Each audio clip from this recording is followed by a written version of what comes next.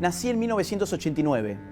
Soy parte de una generación que vivió toda su vida en democracia. Los violentos años 70 no llegaron a mí más que como un ejercicio de memoria histórica que se convirtió en política estatal justo cuando entré en el colegio secundario. En la práctica, esta política funcionó como un proceso de destrucción de la verdad histórica con fines partidarios, ideológicos y económicos. Lejos de conocer lo que verdaderamente ocurrió en la década del 70, los alumnos del siglo XXI fuimos adoctrinados en un relato historietístico, maniqueo y reduccionista. Si la teoría de los dos demonios ya era en sí misma reduccionista, dado que le salvaba el pellejo a la casta política, responsable primero de impulsar el terrorismo y después de promover la represión ilegal, la primera década del siglo XXI conoció la teoría del demonio único. La teoría del demonio único dice más o menos así: el horror de la década del 70 empieza un 24 de marzo de 1976, día en que las Fuerzas Armadas encabezan un golpe de Estado, poniendo en marcha un plan de aniquilamiento de jóvenes idealistas que luchaban por un mundo mejor, dejando como saldo 30.000 desaparecidos. Esta era toda la historia que nos contaban en el colegio. Pero a mí algo no me cerraba. Me parecía que al relato le faltaban partes. Me parecía que la historia que me estaban vendiendo estaba sesgada e incompleta. Por eso, a mis 15 años, decidí empezar a investigar por mi propia cuenta. Accedí a numerosa bibliografía, recorrí hemerotecas y me entrevisté con protagonistas de la época, y así pude conocer mejor nuestro pasado. Mientras hacía esto, era notorio en el colegio que a la mayoría de mis profesores no les agradaba que un simple alumno pusiera en crisis la teoría del demonio único que ellos tanto se esforzaban por instalar. Recuerdo la incomodidad en sus rostros cuando les hacía preguntas que no podían o no querían responder. En una ocasión rompieron carteles de las víctimas del terrorismo que yo había llevado para que el resto de los alumnos no conocieran nada sobre estas víctimas. En otra ocasión llegaron a sugerirme que si no aguantaba el adoctrinamiento, me cambiara de colegio. Todo esto aumentaba en mí la pasión por la verdad histórica. Desde entonces entendí que la historia no es solo aquello que nos cuentan, sino sobre todo lo que nos atrevemos a descubrir. En realidad, el horror de los años 70 fue parte del contexto de la Guerra Fría, en el que los Estados Unidos y la Unión Soviética, las dos superpotencias de la época, se enfrentaron de forma indirecta a través de sus respectivas áreas de influencia. Nuestra América Latina, en particular, fue el escenario de conflictos armados internos entre organizaciones terroristas y guerrilleras que respondían a los ideales del socialismo, por un lado, y por otro lado, las Fuerzas Armadas de los respectivos países que protagonizaron golpes de Estado en toda la región. Ya desde la década de 1960, las organizaciones terroristas de izquierdas afloraron en toda la región, auspiciadas en la mayoría de los casos por la Cuba del tirano Fidel Castro.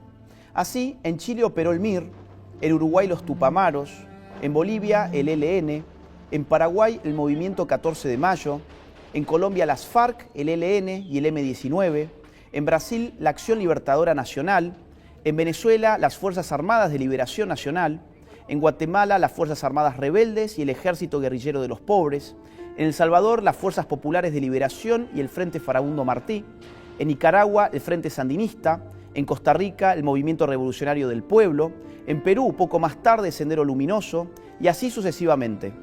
En lo que respecta a la Argentina, las organizaciones terroristas de mayor envergadura fueron los Montoneros y el ERP, Ejército Revolucionario del Pueblo. Ambas fueron creadas varios años antes de 1976 y llevaron adelante los más horrendos crímenes y actos de terrorismo.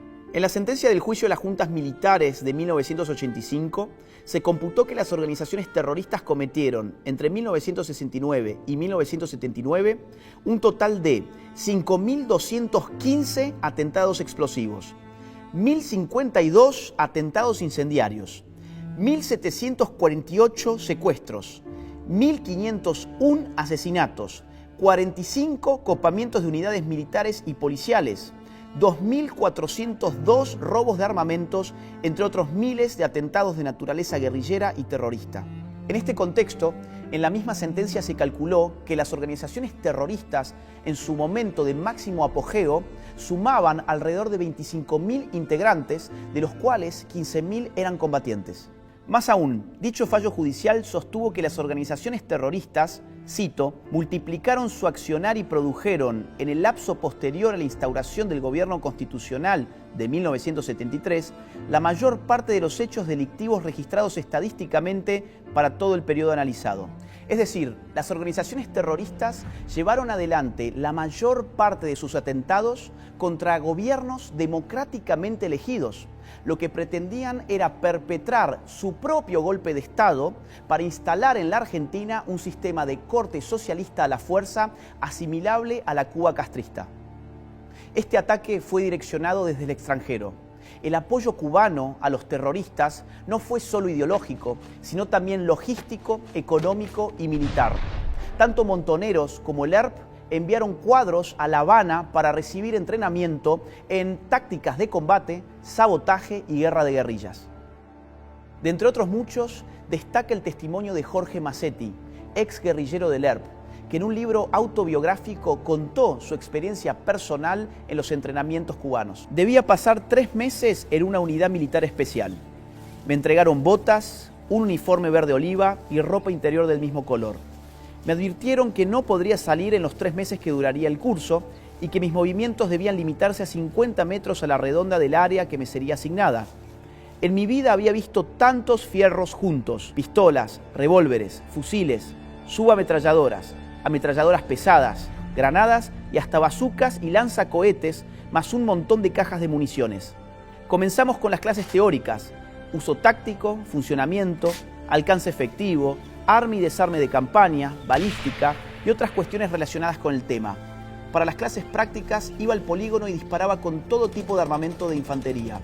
También practicábamos el tiro en movimiento, de defensa y de atentado, a pie y desde un auto, inclusive el tiro con fusil desde una avioneta. Nada de esto se nos ha contado a quienes no vivimos los años 70. Fuimos empujados a ignorar esta parte crucial de nuestra historia simplemente porque no convenía a los mercaderes de la memoria a medias.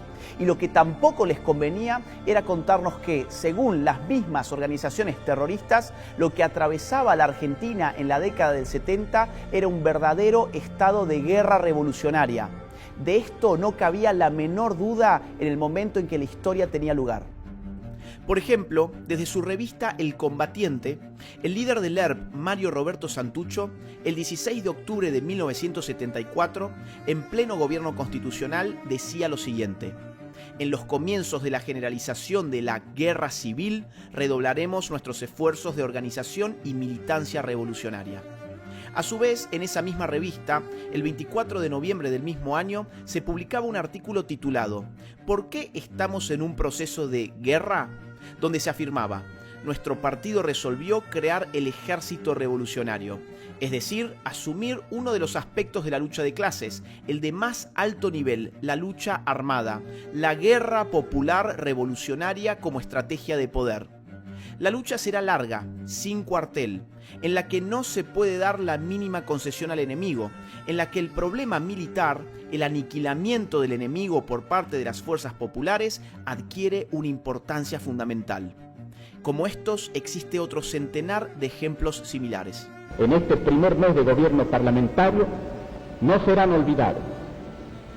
Su ejemplo alentará y guiará a los miles y miles de revolucionarios que nuestro pueblo destacará a las primeras filas del combate actual por el camino de la guerra revolucionaria hacia el poder obrero y popular.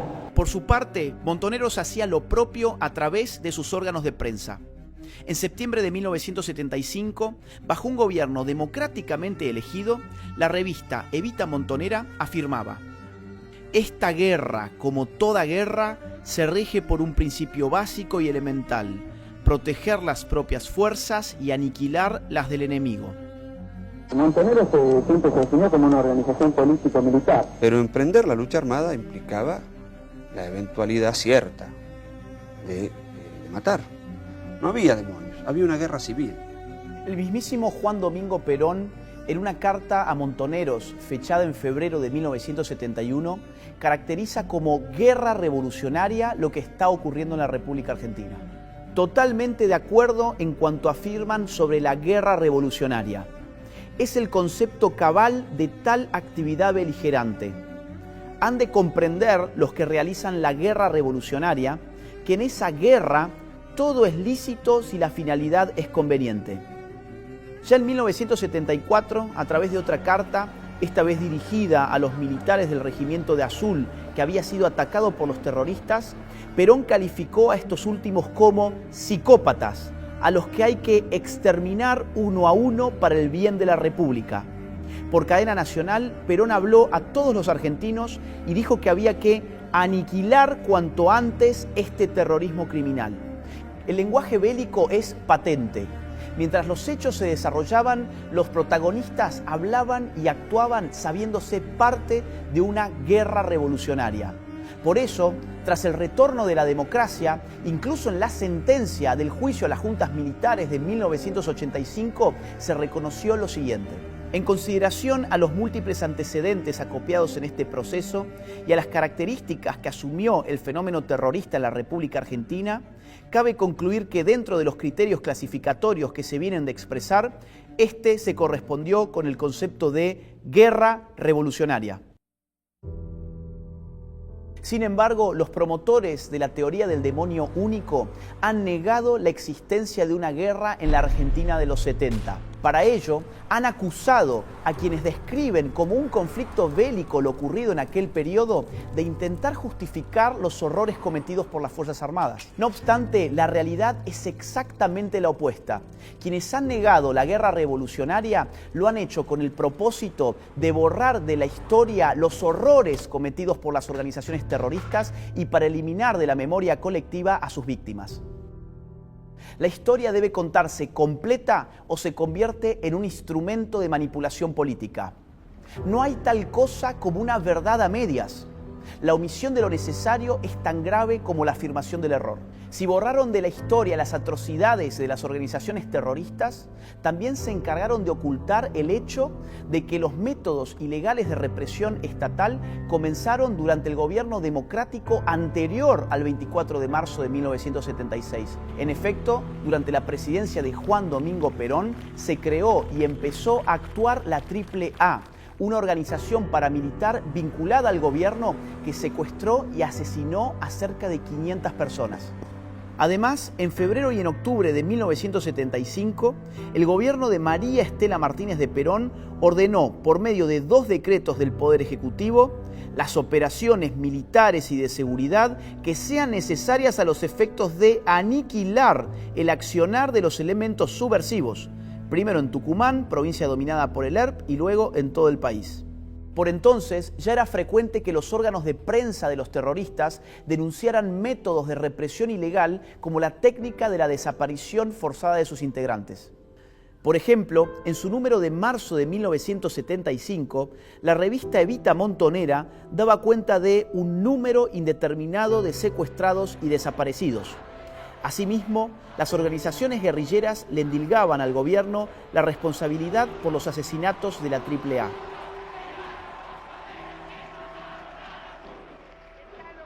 Hay que recordar que la CONADEP, la Comisión Nacional creada tras el retorno de la democracia para investigar la represión ilegal del Estado, contabilizó en su libro Nunca Más varios cientos de desaparecidos en los meses previos al 24 de marzo de 1976. Esto llevó a sus autores a concluir que la técnica de la desaparición forzada de personas se diseñó y se implementó con anterioridad a esa fecha y que tras el golpe de Estado su implementación se intensificó. Según el anexo más actualizado del Nunca Más, hubo 1.169 desaparecidos entre 1969 y el 24 de marzo de 1976. ¿Por qué borraron de la memoria esos desaparecidos? ¿Tenían acaso menos valor por haber desaparecido antes del 24 de marzo de 1976? Más aún, ¿de quién son responsabilidad esos desaparecidos? ¿A quienes quisieron proteger? Aquellos que nos dijeron que el drama de los 70 había empezado un 24 de marzo de 1976 y que no debíamos mirar hacia atrás de esa fecha. Tras el golpe de Estado del 24 de marzo de 1976, la horrorosa represión ilegal continuó y se intensificó. Las ejecuciones, las torturas, las desapariciones fueron parte de la metodología empleada. Por intereses políticos, ideológicos y económicos, los partidarios de la teoría del demonio único decidieron no ajustarse a los números que surgían de las investigaciones realizadas desde la vuelta de la democracia, sino que se empecinaron con instalar la consigna de los 30.000 desaparecidos. ¿Pero cuál fue el origen de esta consigna? Luis Labraña, el ex guerrillero que confesó públicamente haber inventado la cifra, dijo que lo hicieron porque necesitaban inflar la cantidad de desaparecidos a los fines de conseguir mayores apoyos en Europa. Se determinó un número y alguien dijo 30.000. Fui yo. Pero el negocio del setentismo, propiamente dicho, se inauguró tras el retorno de la democracia. Solo en concepto de indemnizaciones, muchas de ellas de dudosa legitimidad, le hicieron al Estado argentino desembolsar 2.111 millones de dólares hasta el 30 de noviembre del 2015. A esto hay que sumarle los negociados de los autodenominados organismos de los derechos humanos con el Estado, que en realidad funcionaron como estructuras de poder político de los gobiernos de turno. Desde universidades de mentira hasta constructoras fraudulentas de casas que nunca se hicieron, la corrupción afloró por doquier. Estos organismos no solo fueron financiados con recursos del Estado, sino que también sirvieron como usinas de adoctrinamiento y como trampolines políticos para sus dirigentes. Mientras tanto, las víctimas del terrorismo nunca recibieron reparaciones ni reconocimiento alguno. El resultado fue un modelo de impunidad selectiva en el que algunos cobraban millones y los otros ni siquiera tenían derecho a la memoria. Regresando a la cifra de los 30.000 desaparecidos, lo cierto es que jamás surgió de ninguna investigación. En su informe publicado en 1985, la CONADEP contabilizó 8.961 desaparecidos para todo el periodo estudiado. A su vez, el último relevamiento de la Secretaría de Derechos Humanos, realizado en el año 2015 en el marco del Registro Único de Víctimas del Terrorismo de Estado, arribó a un total de 6.348 desaparecidos y 952 ejecutados a la luz pública. Sumados, dan 7.300 casos entre desaparecidos y ejecutados. Siempre me pareció inadmisible que, existiendo investigaciones oficiales llevadas adelante y actualizadas bajo gobiernos democráticos, se nos hubiera impuesto una suerte de obligación moral de mentir. Vaya locura, una obligación moral de aferrarnos a la mentira cuando en realidad lo que la historia exige es la verdad. Otra vez nos dijeron que si no repetíamos ni convalidábamos el número 30.000, eso era porque pretendíamos negar los horrores de la represión ilegal. Pero ¿a quién se le ocurrió que 8.961 o 7.300 no eran suficientes para dimensionar la magnitud de la violencia y del desastre? ¿A quién se le ocurrió que no eran suficientes para decir nunca más? ¿A quién se le ocurrió que esos números por sí solos no causaban escozor? La historia debe ser completa y rigurosa. No está bien borrar de un plumazo a las organizaciones terroristas con el fin de instalar la teoría del demonio único. No está bien ocultar la situación de guerra revolucionaria que vivía la Argentina de los años 70. No está bien disimular el hecho de que la represión ilegal y la técnica de desaparición de personas comenzaron antes del 24 de marzo de 1976. No está bien negar a las víctimas cuando son de un lado e inflarlas cuando son del otro. No está bien inventar cifras con propósitos efectistas. Las generaciones que no vivimos los años 70 queremos conocer la historia de manera completa, integral, respetuosa, sin revanchismos, sin anteojeras ideológicas y sin conveniencias políticas y económicas que la ensucien y la distorsionen. Además, queremos hacerlo en libertad. No aceptamos ninguna clase de censura. No le reconocemos validez a ningún dogma escondido tras la tiranía de la corrección política. Queremos ser libres de conocer nuestra historia. Es la única forma que existe de aprender del pasado y no repetirlo nunca más. Una sociedad que se aferra a la mentira no puede construir un futuro en libertad. Este 24 de marzo rompamos con el relato impuesto y reivindiquemos nuestro derecho a conocer la verdad completa.